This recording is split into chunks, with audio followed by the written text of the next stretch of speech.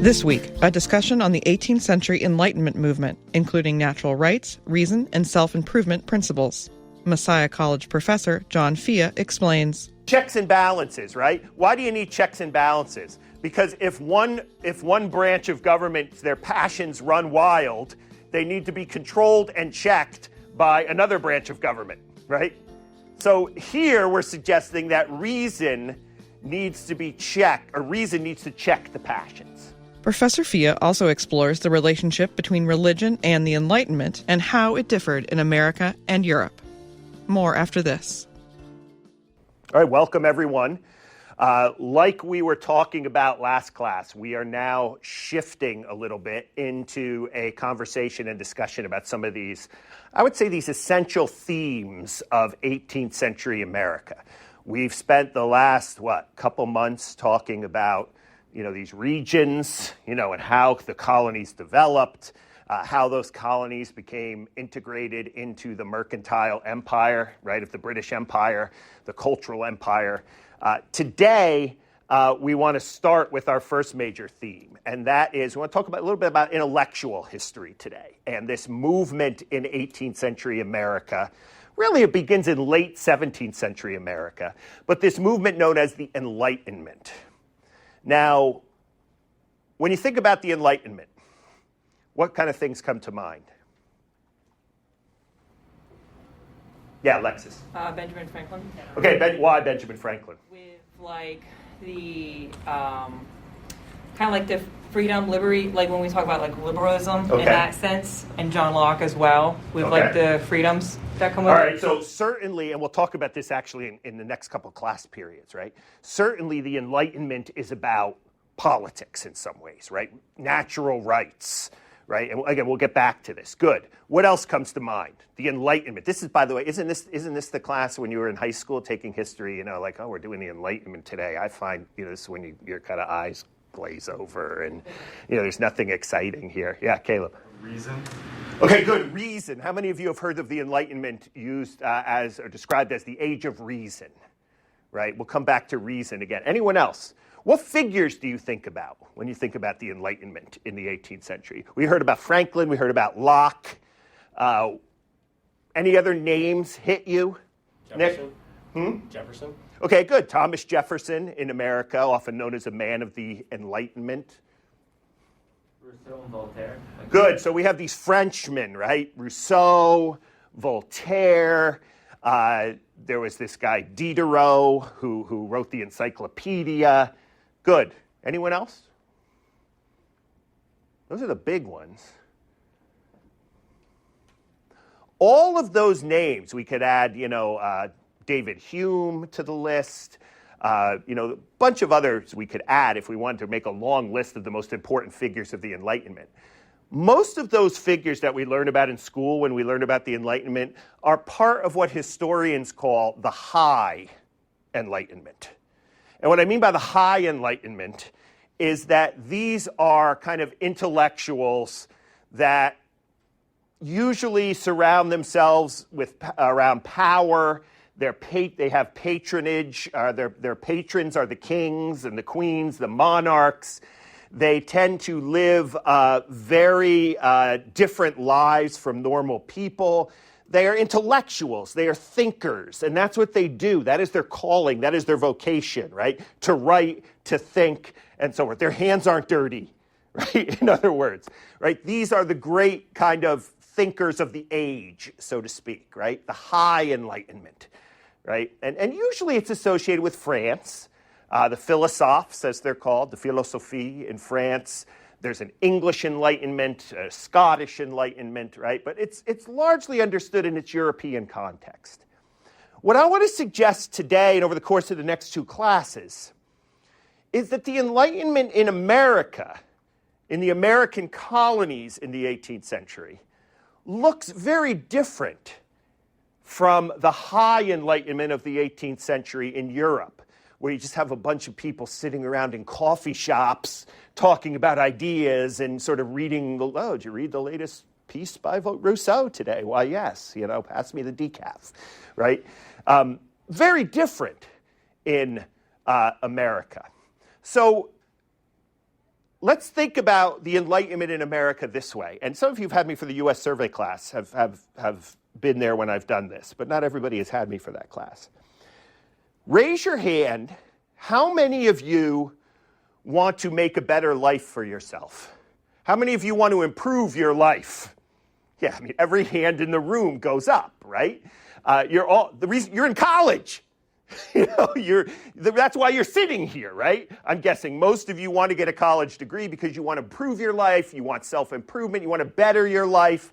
You may even want to, some of you who are, if you're a first-generation college student, you may want to sort of pursue a life that your parents or your grandparents didn't have, right?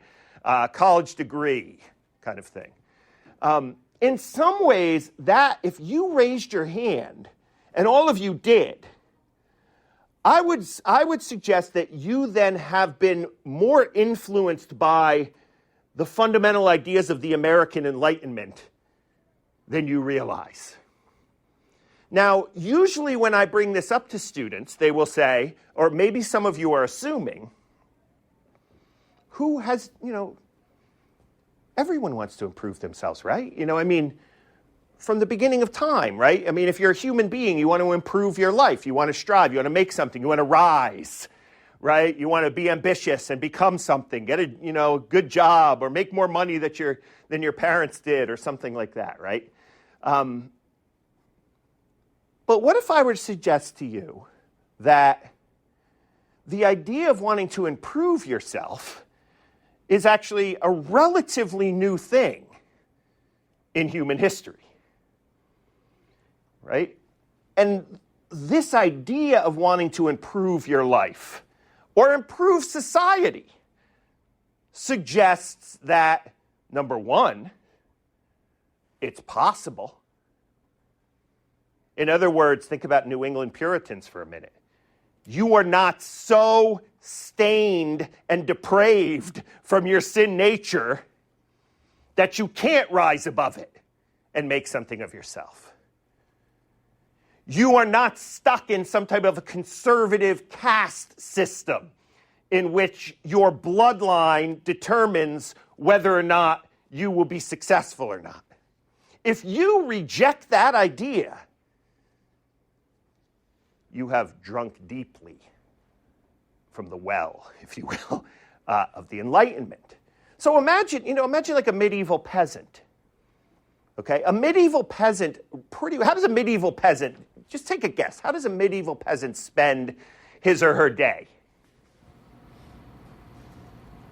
Some of you study medieval history. Jackson. Working in the fields. Working in the field, right?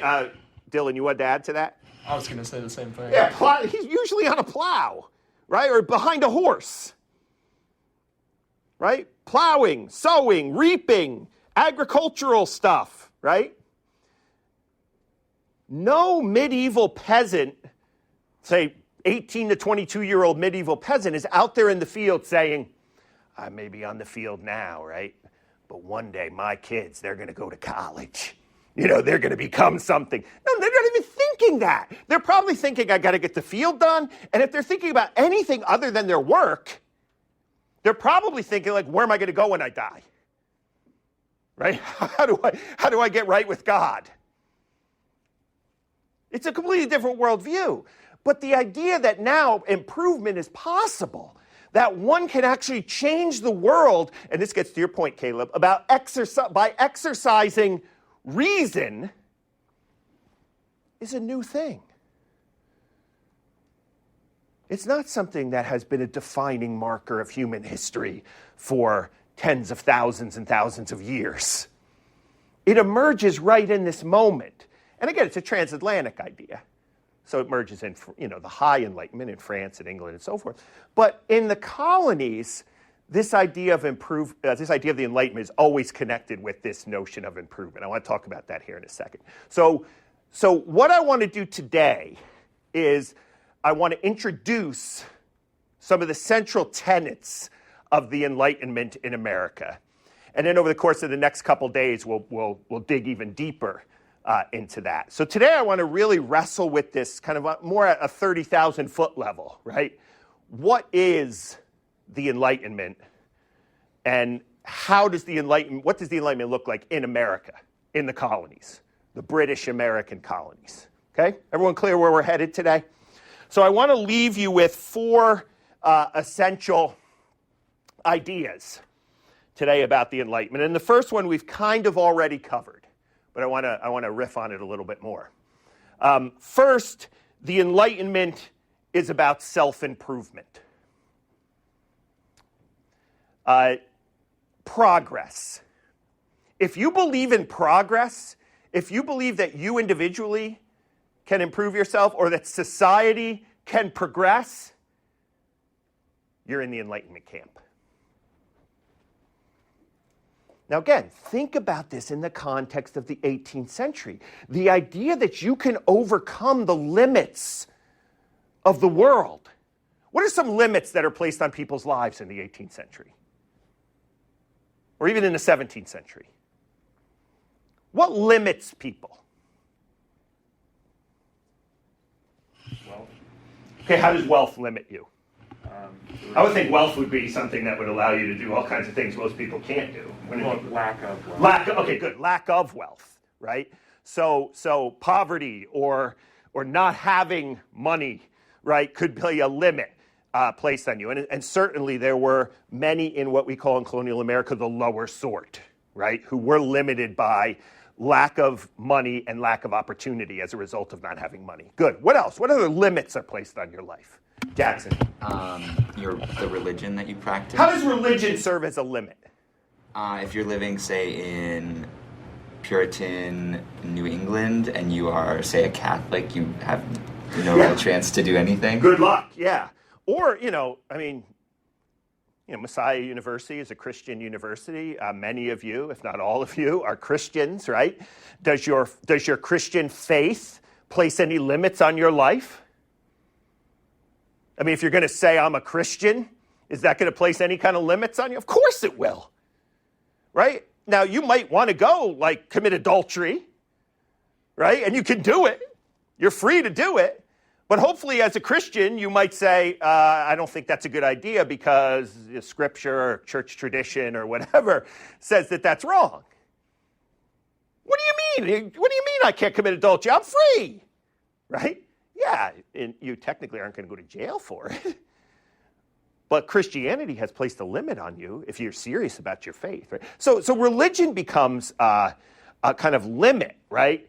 The whole very notion of the Puritan idea of total depravity, the Calvinist idea, is a limit. Because it suggests you are so depraved that you can't rise above that. For Calvinists, what's the only way you can improve your life and rise above the limits? Well, yes, but while you're living. You're right, Nick. Dying is but while you're living. Go ahead, Andrew. Oh, like if God rescues you from yourself? Yeah, if you're saved. If you're a Christian, God can lift you above the sin, but only God can do that. You don't have the human potential to do that in Puritan Calvinism. Right? Because your will is so broken and sinful that there's nothing you can do apart from God helping you. That's what the Puritans believed. The Enlightenment will challenge that notion and say that your sinful nature has not broken you to such an extent that you can't rise above it through the exercise of reason, through hard work, through individual effort, right? This is a new thing in the history of the world that we haven't seen before.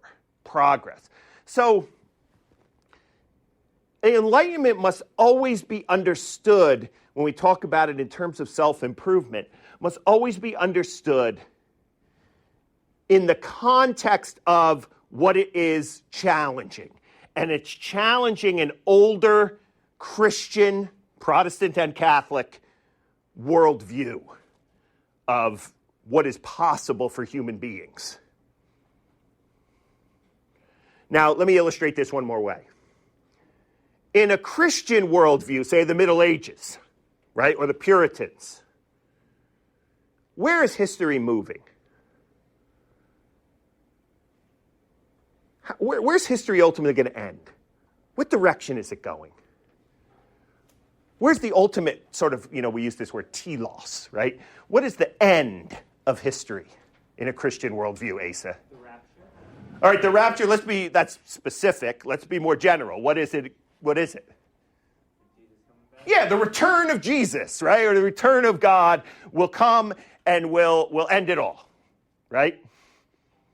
That's kind of the Christian, what we call teleology. That's where history's moving. That's what Christians of all faith, Eastern Orthodox, Catholic, Protestant, right? They all believe that history is ultimately moving towards God wrapping it up. We call this theologically, we call this eschatology, right? The end times when God will bring an end to his creation, right? The Enlightenment has a completely different understanding of human history and the way history is moving, right? Because if progress is the ultimate goal of human history, history is ultimately moving towards the overcoming of all limits, right? If we just apply reason, if we just apply our minds, educate ourselves, learn new things, knowledge, gain new knowledge, right? In the Enlightenment, knowledge is not fixed. You see what I mean by fixed knowledge? If you live in the Middle Ages, where do you find knowledge? The Bible or the church, right?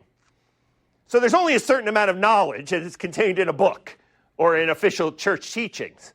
But the Enlightenment suggests that knowledge is progressive.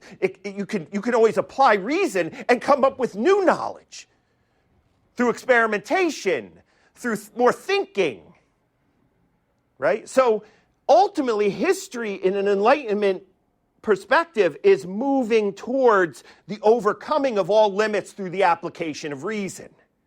This is what we mean by improvement. Like if you apply yourself and apply your education, your rational ability, you can rise above whatever weakness you have because you're poor or because you were born a certain way or so forth, right? So in the Enlightenment idea, history is just, there is kind of no end. Ultimately, in its purest form, I should say, we're going to reach some kind of utopia where all limits will be overcome. All disease, all, unethical things. Hey, we'll even cheat death, right? As long as we apply reason, we'll figure out some way to cheat death.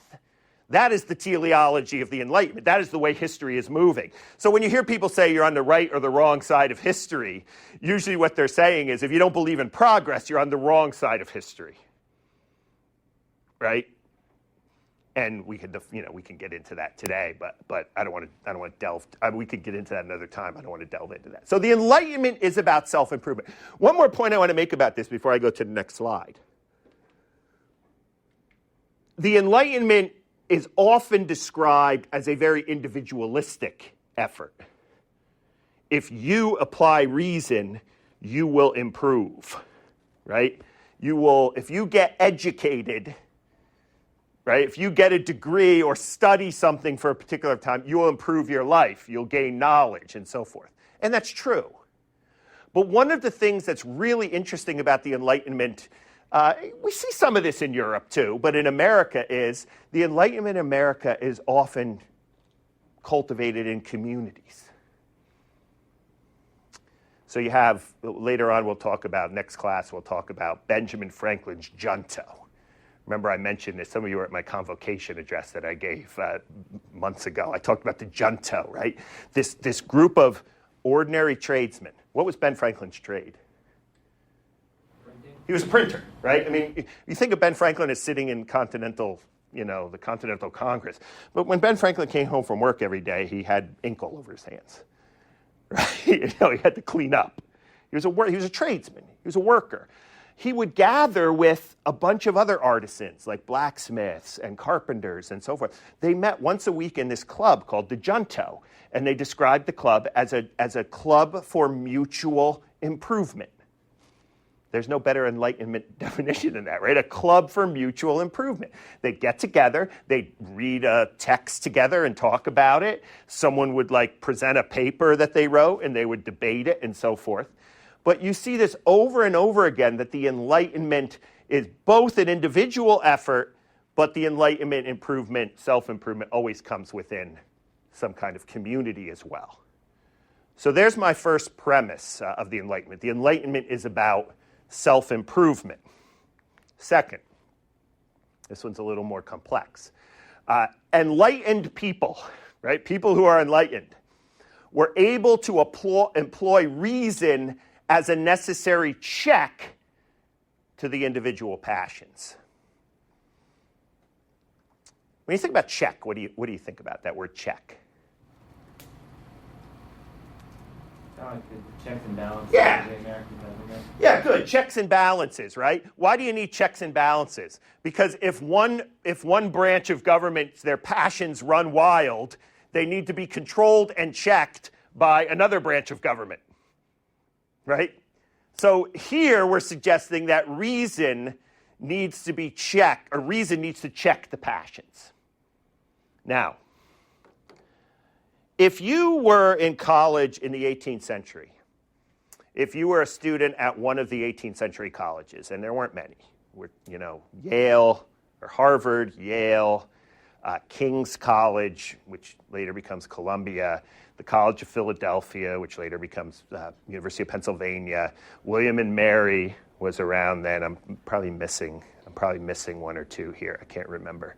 In your senior year, you would take a class with the college president, right? And that usually a minister. And the class would be titled Moral Philosophy, which essentially would be ethics, right? Moral philosophy. And there'd be a unit in that class on the discipline of faculty psychology. Faculty psychology. And basically in that unit, you would study the human faculties. Now, one of the things you would learn in that class, if you were taking it, you're senior at a college, you're getting educated, right, which would be in a very small minority of the population, right, is you would learn that there are two dominant faculties. Anyone know what they are? Take a guess from looking at the screen. What are the two dominant faculties that all humans possess according to this 18th century faculty psychology, Dylan? And passion. Reason and passion. You are born with one of these faculties, and you have to cultivate the other one. Which one are you born with? Passion, right? Think about a baby. A baby doesn't if the baby has to go to the bathroom and needs its diaper changed or needs food, right? The baby is not making a kind of rational choice, like, oh, mom's busy now, I'll come back to her later. Or something like there's no reason involved, right? The baby starts to cry because its rational faculty has not been cultivated yet, right? So what you would learn in this class is that the point of being an educated person is to make sure that you train your rational faculty so that it's strong enough to put down, usually they're described as the unruly passions. So in some ways, your reason, your rational faculty is like a muscle. Think about lifting weights, right? You want to build that muscle and make it stronger and stronger so when passions arise that are going to get you into trouble, unruly passions, you can rationally think this through and temper them, control them. Right? You ever I often use this illustration. You ever talk to someone who's like they're dating someone or something that they know it's just a bad relationship, and then they're like, but I love them. I'm in love. What do you mean? No, this is just a terrible relationship for you. If you were thinking clearly, right, you would know this is a bad, abusive, whatever relationship. But we're so, but we've been together so long. One is the passions, right? Your friend is exercising reason, and he's telling you to exercise reason. Right? That this is bad. If you're an educated person, your rational capacity, your rational faculty is going to be strong enough to suppress those urges. That's why we need educated people, the founding fathers and the 18th century colonial Enlightenment people. That's why they believed we need educated people. We need somebody to tell the people who are storming the Capitol on January 6th that that's a bad idea. Control your passions. If they were here today, that's what they would say, right? Control yourself. So the whole idea was you want to be an enlightened person, and thus you have to educate yourself to do that. You have to train that muscle. There's always this war going on in the human psyche. The Enlightenment teachers would say, this professor would say to you in the 18th century. And remember, these are all religious colleges too, at this point at least. So the passions, where are they going to lead you religiously? If you're a Christian, say, where are the passions going to take you if they get too out of control? Towards sin, right? So there's even something Christian about training your rational faculty, because you can realize, like, this is not a good idea, what I'm doing right now. But of course, if you never were educated, if your rational faculty is not built up, the 18th century Enlightenment thinkers would say, this professor would say in your class, you're just going to do stupid things. You're going to go off and be followed by your passions, and they're going to lead you into bad places. So there's a kind of moral component to this. That's why you're studying this, by the way, in moral philosophy, in an ethics class, if you're living in the 18th century and you're part of one of these colleges, right? Questions on that? Everybody clear on the second point? So self-improvement, and they all build off each other, right? Self-improvement also has everything to do with reason, educating oneself, controlling the passions, because that's what true improvement is. Third, they're getting even more wordy now. To be enlightened, one needs to direct their passions, right? We've defined what those are, away from parochial concerns and toward a universal love of the human race. What do I mean when I say parochial concerns here? What do you think about when you think about parochial concerns? What does the word parochial mean? Test your kind of SAT vocabulary knowledge. Yeah, Asa. Kind of like more individualized, like your individual things that pertain to you. Okay, yeah. So parochial people who are parochial tend to be, naturally kind of selfish or narcissistic, right? This is my world, and I don't want to see anything beyond it, right? Parochial. Good. Anyone else want to take a stab at that? Parochial. Just simply narrow in their understanding. Yeah, kind of narrow, limited. You're not seeing the bigger picture. You're just kind of focused on your own kind of identity or your own issues, right? You don't see yourself as part of something bigger than yourself, right? Is the idea. So when we think about, one of the things I failed to say earlier, when we think about the Enlightenment, we're really thinking about the philosophy of modern life, right? Modernity, as we often describe it, right? Modern life. And it's this idea that Enlightenment people always appeal when they're making an appeal, whether it be a political appeal, a religious appeal, whatever it might be, something cultural. They're always appealing to universal principles that all human beings share. This gets to your point earlier, Alexis, about Locke and rights, right? If a person is consistent, and, we haven't even touched the idea yet about how consistent people are about these Enlightenment ideas, right? Because if they were really consistent, we might have a very different world in the 18th century, particularly when it comes to things like slavery and injustice and so forth. Right? So we're talking up here, right? We're going to next couple classes we're going to break this down to see how this actually looks on the ground, right? If these Enlightenment thinkers are consistent, if the modern project is consistent. But Locke said, right, we are all endowed with natural rights, down by our creator, that's Jefferson, right, with natural rights. So we all have them by the virtue of the fact that we're human beings. we all have rights.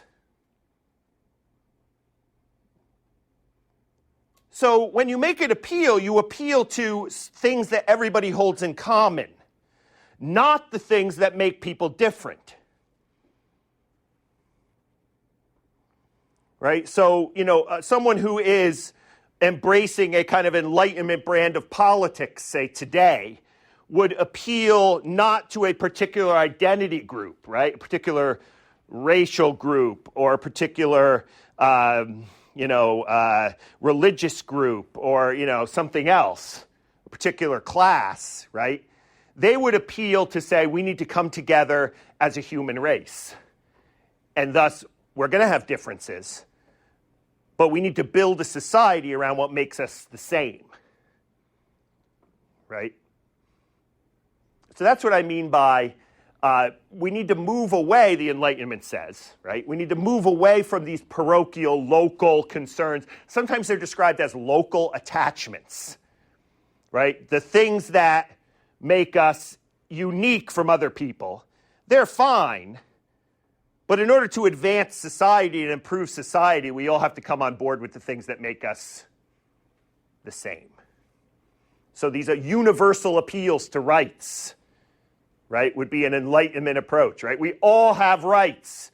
And to the degree that you're not respecting everybody's rights in your society, that is a degree to which your Enlightenment principles are failing. Like if you believe in the Enlightenment, but you don't give rights to a certain group of people in your society, don't talk to me about the Enlightenment because you're not consistently applying it, is what the 18th century thinkers would say. Right? So I think the Enlightenment would reject, again, we're not here to judge it, or we're just trying to understand it, right? The Enlightenment would reject kind of identity kind of politics, right? Or a way, in which people understand themselves based on a particular race or gender or class or religion, and they would want to think about everything that everybody has in common. Universal love of the human race, right? Not universal love of one particular part of the human race, but this is why Tom Paine in the American Revolution, if you remember reading Common Sense in another class, right? This is why he talks about himself as a citizen of the world. I'm not a citizen of a nation, a town, a community, some local parochial place. I'm a citizen of the world, right? Because I align myself with the human cause. Now, again, next couple days we'll think about some of the critiques of this, right? We'll think about the way in which 18th century people maybe disagreed with the Enlightenment and so forth. But this is the idea. Questions on that? So again, by this point, we've got one more to go here, a couple more to go, one more, I think. But at this point, we're starting to see the Enlightenment hopefully is a little more relevant to your life. It gives you something to think about a little bit more than just, bunch of kind of elite white guys sitting around in a coffee shop in Paris. You know what I mean? Who are being controlled by, being funded by the king, right? It doesn't seem as distant because all of these are issues: reason over passion, self-improvement, whether or not our identity should be rooted in a particular parochial kind of understanding of who we are or some kind of universal understanding. These are all ideas that in modern life we're debating today, right? This is the suddenly Enlightenment, the modernity becomes much more relevant to us. I'm not saying you have to agree or disagree with it, but realize how much these ideas have perhaps influenced you, and how these ideas again are relatively new. Last point I want to talk about here, and that is the Enlightenment in America always existed in conversation and in compromise with the deeply held Christian faith of the American people. Now, we've talked about 3 different colonial societies so far, British colonial regions, right? it's probably it's probably not the best exercise to do, but it might be helpful right now.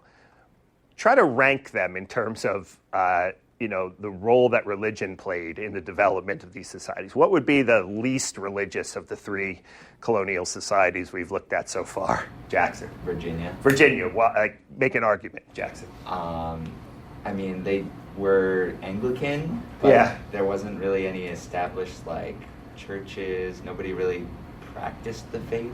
Okay. I mean, that's somewhat stereotypical, but I see where you're going, right? I mean, there was an established church, the Anglican Church. People did go. They practice, so whatever you're defining practice. At the same time, though, you're right?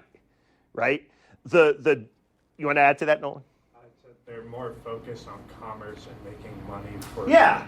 The larger ethos, Jackson, I think you're exactly right, is not religion. So your answer is correct, right? I think Virginia, the Chesapeake, is one of the kind of, religion is there, but it's not, absolutely kind of essential to the kind of ethos and the culture of the colony. Good. What would you say is second? Asa. Middle Atlantic. Okay, why? Make a case. Well, I think the fact that there was more religious freedom made it so that religion was less a universally shared part of everyone's culture. It was more your own religion was more of an individual thing rather than a shared cultural experience that everyone had. Okay. And also I think there was, similarly to Virginia, a bigger focus on commerce and trade.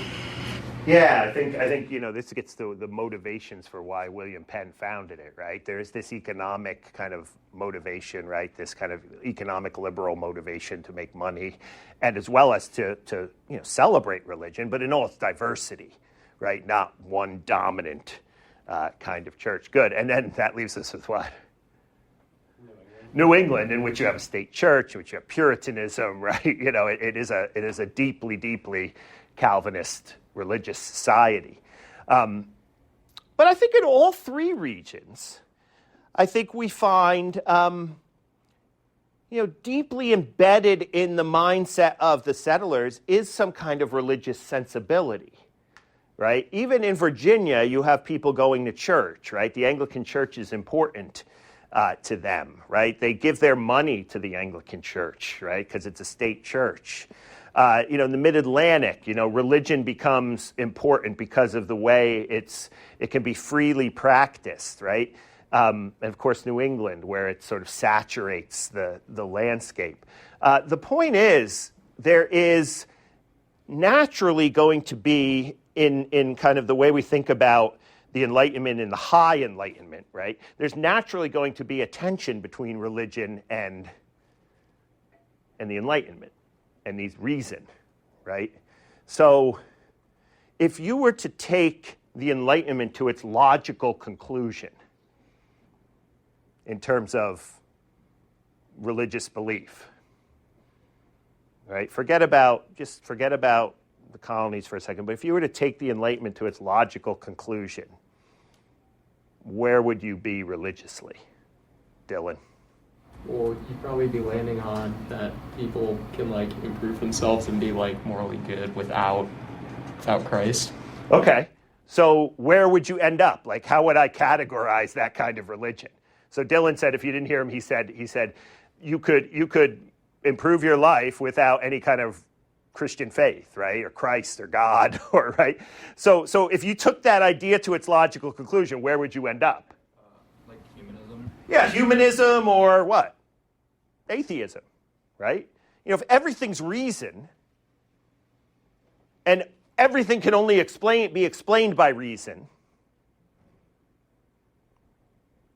I guess you could try to apply reason to kind of prove the existence of God, but ultimately Christianity and all religions do have a certain dimension of faith to them, right? Believe, right? Which tends to be a very irrational idea, right? I mean, miracles are an irrational idea. You realize that?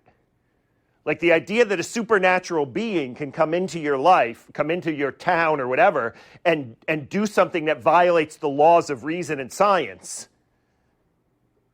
that's irrational. That's not an Enlightenment thing, right? But I'm guessing, well, I'm not guessing, there are millions and millions of people all around the world, especially in the United States today, but also there were thousands and tens of thousands of people in colonial America who believed they could improve themselves. They wanted to get educated. They wanted to control their passions. They wanted to be citizens of the world. And they believed in miracles, right? And they believed God answered prayer. And they believed God interjected. And they believed in God, period, right? So one of the things that I want to do next class is I want to break this down even further. I want to sort of think about the degrees to which these religious sensibilities either accept or reject the idea of the Enlightenment. So let's take an example here. Let's just say you're living in Massachusetts and in the 18th century there's an earthquake, right?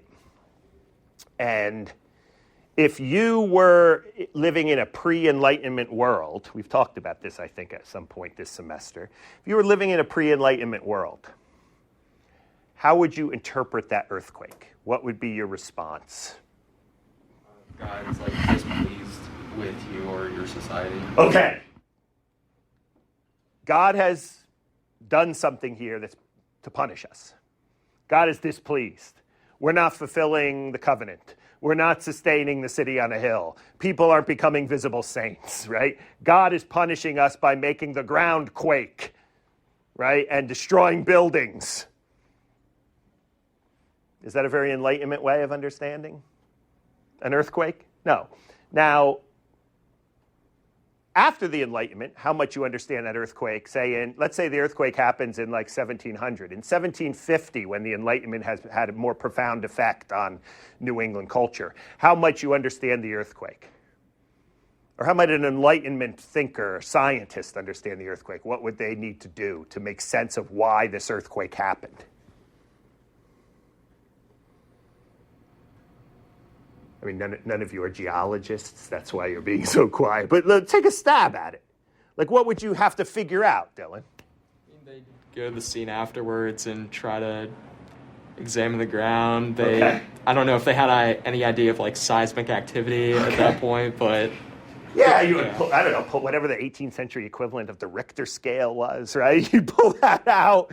You measure the ground. You do scientific experiments, and you say, you'd say, well, this earthquake happened because of these geological reasons, right? A very Enlightenment, rational way of thinking about an earthquake. Now, does that mean that the earthquake didn't happen because God, again, we're thinking as an 18th century Puritan here, right? Does that mean the earthquake didn't happen because God is punishing us? Could be both, right? In other words, you have this idea that still God brings natural disasters to punish us. And you're going to try to understand the earthquake in terms of science. This is what I mean when I say you can't pull the Enlightenment. This is what life is like on the ground. You can't pull the Enlightenment. You can't pull science historically. Now, you could do it, right? But in the 18th century, people did not. They did not pull the Enlightenment out of their religious worldviews. Now, the Enlightenment could criticize those religious worldviews, but ultimately, most people access the Enlightenment alongside of their religious worldviews. So, I'm guessing back to, let's bring this to the 21st century. I'm guessing all of you are Christians. Right, or some of you. I'm not going to tell you to raise your hand or anything, but if you're Christians, right, and you probably are because you came to Messiah, you probably believe that God answers your prayers, or God is present, or God is providential, or you believe somehow God is active in the world, right? But when I asked you if you wanted to improve yourself, you all raised your hand, right? It means you believe you have the ability to improve yourself. Now, some of you might say, well, the only reason I do is because God helps me, right? But the very fact that you want to study something suggests that, and you want to make something of yourself, suggests that you believe you can do it. And maybe you can even do it. Maybe you separate that part of your life from even, Christianity, your Christianity, right? You get educated and you're a Christian on Sundays or whatever. this is what I mean when I talk about the way in which the Enlightenment in the 18th century is always working alongside of the worldview. It doesn't destroy the Christian worldview of the people. It doesn't undermine it, but it works alongside of it. Now, again, you might say, like, you could critique that. You could say, well, this is not, rational. Like, how could you believe that? How could you believe in science and believe in God, right? That's not our goal here. Our goal is to try to understand the 18th century world. Question? Would you say that this is kind of like the beginnings of like the foundation for the idea of separation of church and state? Because like these are two important aspects of life and they can coexist, but they shouldn't necessarily intermingle. Yeah, that's a great question. So is this the beginning of the separation of church and state? I mean, you don't normally think about it that way, but I think if you're a person of the Enlightenment, you believe that the state is ultimately a secular entity, right? Because the state government is built not upon the divine right of kings, right? In other words, government is not built on God, right? It's not built on God created America as a Christian nation or something like that, right? Government is based on what? Alexis, what did you say at the beginning of class? What is government based on? Like free, like your own individual rights, liberalism? Natural rights. Right? If you read the Declaration of Independence, there's nothing in the Declaration of Independence or the Constitution about, your God. Maybe your rights come from God, but ultimately you build your society not upon theology or the teachings of the church. You don't have a state church, right? You have a society built on Enlightenment principles. John Locke's natural rights. Again, the founders believed that those rights came from God, but you built your society on these universal, back to the universalism, right? These universal principles. While religion, then, is a kind of, in some ways, an irrational category, not completely, but in some ways an irrational category that the two shouldn't mix, right? Or that the Enlightenment and all its power of natural rights government should not limit the right of people to worship and get in their face and tell them how they should conduct their spiritual lives. So the separation of church and state is in many ways is a kind of Enlightenment idea. Because the United States is one of the first nations that has anything like that. The colonies even. The colonies are not separation of church and state. They have state churches, right? Yeah. Other questions?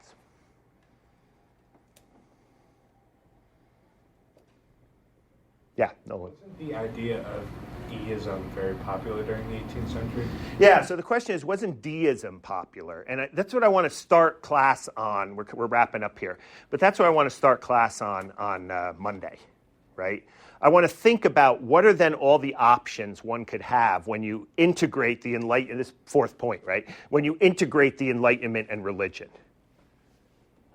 Right? What do those options look like? Well, if you're a deist and you believe that God created but doesn't allow any kind of supernatural activity after that, that's pretty heavy leaning towards which side? Enlightenment the Enlightenment, right? If you are one of these people who say I believe we need to check the Richter scale on that earthquake, but it's really God. I understand scientifically why the earthquake happened, but it really happened because God's punishing us.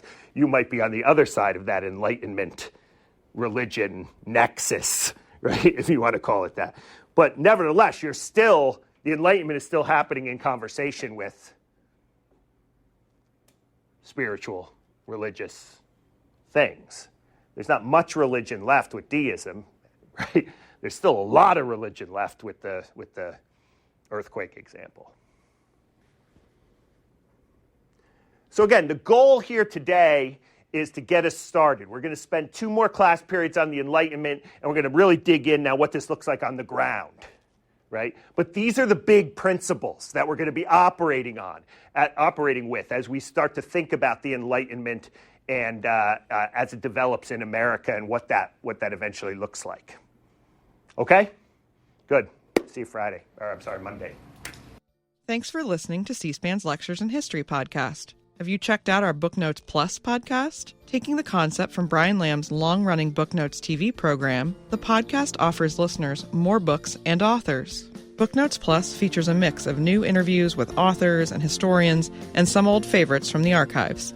Find it wherever you listen to podcasts.